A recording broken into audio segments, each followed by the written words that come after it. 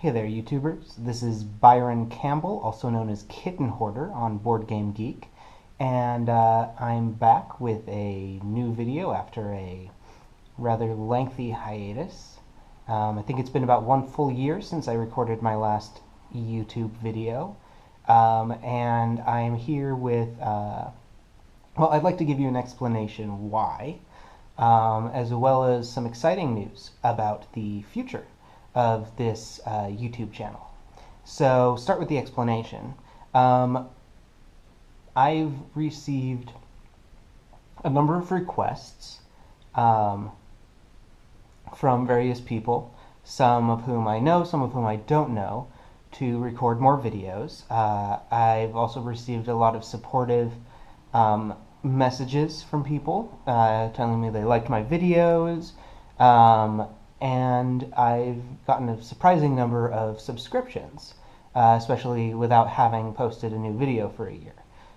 So first of all, I wanted to thank everybody who gave me words of support, or subscribed to my channel or commented, and explain that nobody would have liked to, let me put that a different way.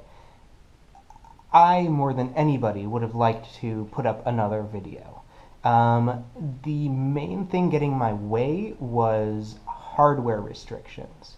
I was recording all of my videos on an iPad that has about 20 gigabytes of storage space, of which, 5 gigabytes is taken up by the OS, and the rest was taken up by various games and applications and photos and video. So in order to record anything, I would have to clear out a sizable amount of space because video takes up quite a bit of space. And there are some things, games and whatnot, that you'll lose your progress if you delete it, because they don't have cloud syncing. A major one of those being Sentinels of the Multiverse, a game that I'm playing a lot right now.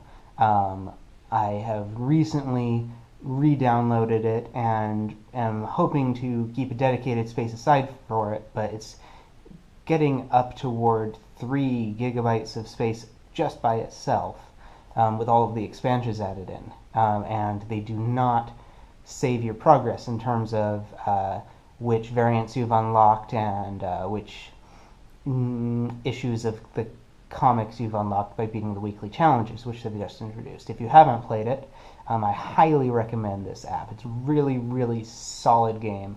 A great card game that is somewhat marred by the fact that it is rather fiddly, and there's a lot to keep track of, a lot of modifiers, and it's just a whole lot of upkeep. The app does everything for you. In addition, it has some great animations, character portraits, music, sound effects. It's really a 5-star app, and a lot of fun. And they recently added challenges for it. If you haven't tried those, I highly recommend those as well. Gives you a reason to turn on the app at least once a week. Try to beat those challenges. So, long story short, I didn't really have enough space. It was a big hassle to record a video, and I would have to continually delete footage that I had recorded in the middle of recording.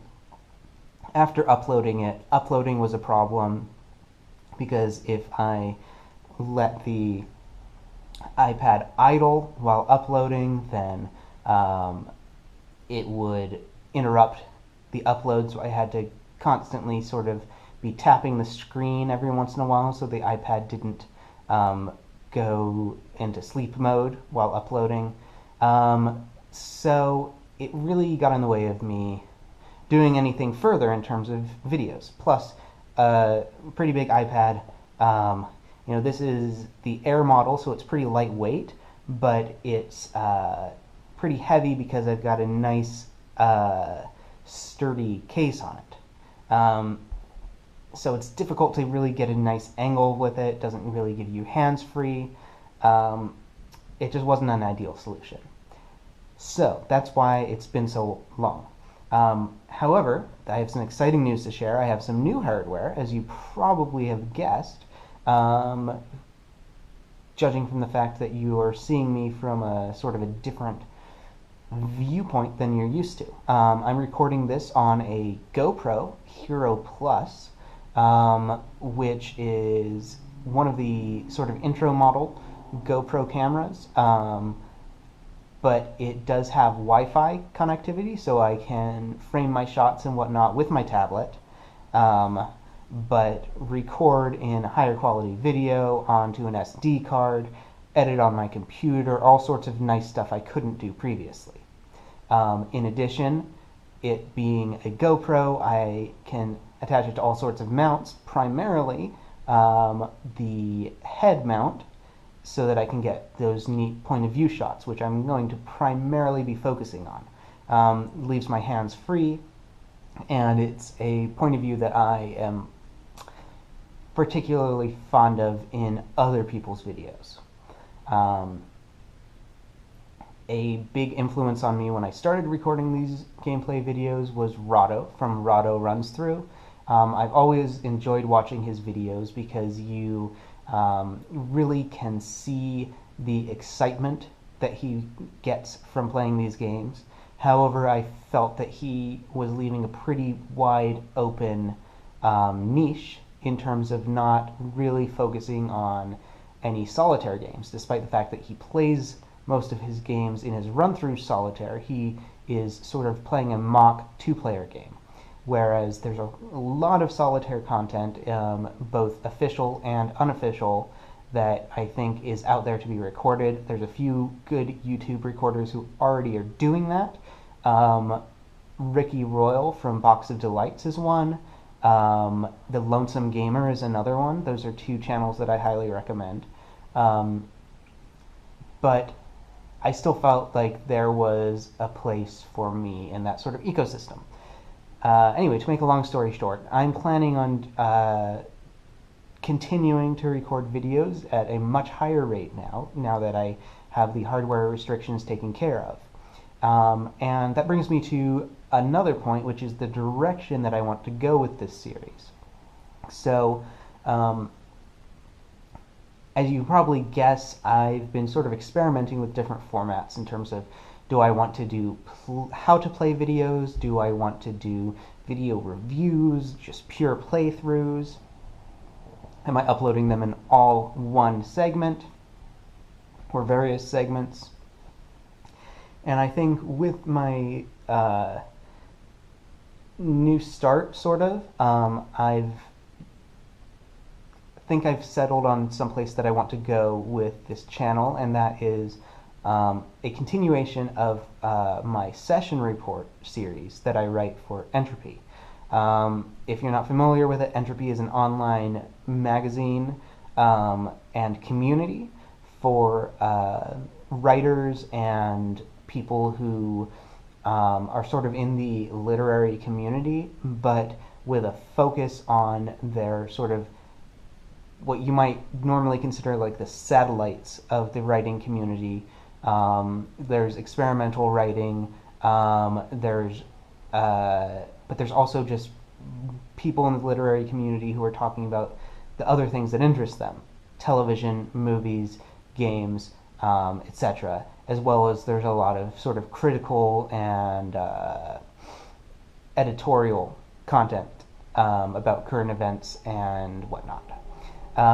So I am the editor in charge of tabletop games and indie games, indie video games for Entropy, and I've been doing a series since it began called Session Report. Once a month, although it's not really been once a month lately, I will write a sort of a narrative session report of a board game, as well as intertwined with a sort of review slash critical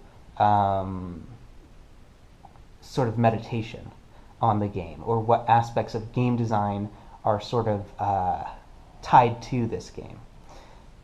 And it struck me that the sort of the seed of this session report series on entropy is the idea that games, including tabletop games and video games, can generate a narrative through their sort of procedural or emergent properties that is every bit as compelling, if not more compelling, than scripted content. It's a sort of a relative of improvisational theater. And it began way back when I started watching a lot of people playing Minecraft online, and the idea of this procedurally generated world and just the pure exploration and sort of living in this fictional environment that you can experience sort of secondhand through people who have Let's Play series and whatnot. And I wanted to do something similar. So that is where I plan to go with these videos. I'm going to call them video session reports.